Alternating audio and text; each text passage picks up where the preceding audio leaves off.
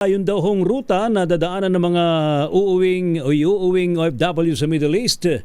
Inihanda na raw po ng Department of Migrant Workers.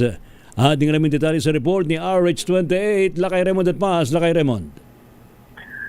Lahat ng options ngayon ay pinag-aaralan ng mga kinukulang agensilang pamahalaan para sa exit route ng mga overseas Filipino workers at iba pang mga kababayan natin na naipit sa giyera sa Middle East. Dahil sarado pa ang airspace ay pangunahin sa tinitingnan ay ang land trip papunta sa mga bansa na mas ligtas at bukas ang kanilang airport.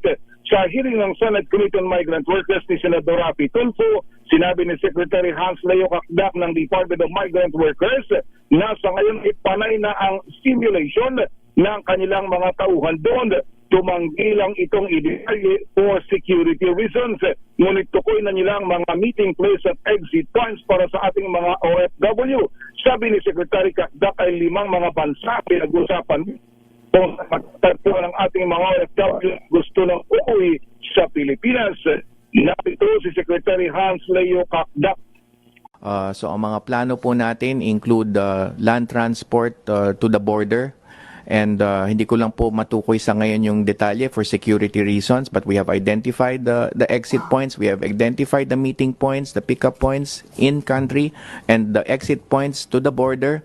And then kung ano pong klaseng mode of transport, so it's either commercial or chartered naman po ang options out of the safer country.